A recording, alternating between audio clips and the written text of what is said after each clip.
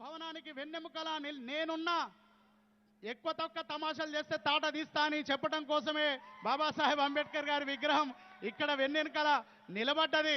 ఆయన స్ఫూర్తితో పరిపాలన సాగించాలని కంకణం కట్టుకున్నటువంటి మన తెలంగాణ రాష్ట్ర ముఖ్యమంత్రి వర్యులు కేసీఆర్ గారు ఆయన రచించిన ఆర్టికల్ 3 ప్రకారం తెచ్చుకున్న తెలంగాణలో ఆయన ఆశించిన దళితుల ఆర్థిక స్వావలంబనను, ఆర్థిక ప్రగతిని నిజం చేస్తూ ఆయన స్ఫూర్తిగా ఉండాలని బాబాసాహెబ్ అంబేద్కర్ గారిని ఇంత ఎత్తుగా నిలిపినటువంటి గౌరవ కేసీఆర్ గారికి మనందరం కూడా చప్పట్లతో, హృదయ చప్పట్లతో, అందరం కూడా కరతాళ ధ్వనులతో వారికి ధన్యవాదాలని తెలియజేద్దాం.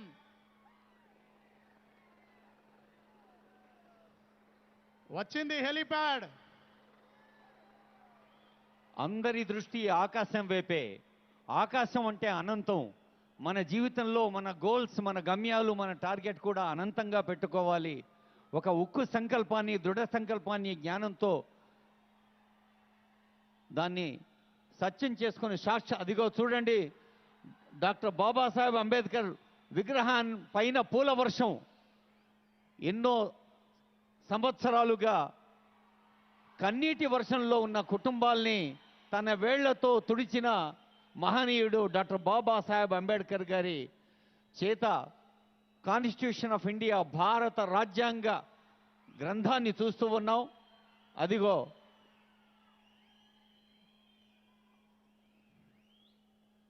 అక్కడ పూల వర్షం, ఇక్కడ చప్పట్ల వర్షం.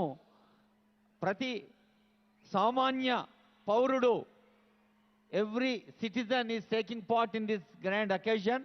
ఇక్కడ సభలో ఉన్నవారే కాకుండా మరి వివిధ ప్రసార మాధ్యమాల ద్వారా చూస్తున్న వాళ్ళు, తెలంగాణ రాష్ట్ర వ్యాప్తంగా, ఇతర రాష్ట్రాలు, దేశంలో అంతర్జాతీయంగా ఉన్న అందరూ ఈ పండుగలో పాల్గొంటున్న ఆనందాన్ని సొంతం చేసుకుంటున్నారు. ఈ పూలవాన మధ్య మన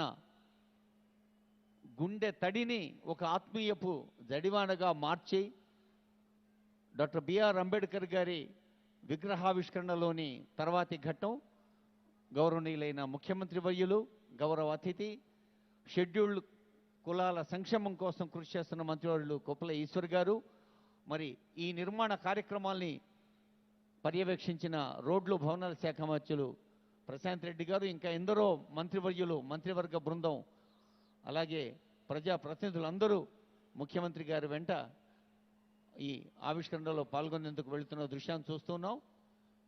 మరి ఇంకా చాలామంది ప్రజాప్రతినిధులు, పెద్దలు ఈ వేదిక సమీపంలో ఉండి కార్యక్రమంలో భాగస్వాములు అవుతున్నారు. ప్రకాష్ అంబేద్కర్ గారు 3 పర్యాయాలు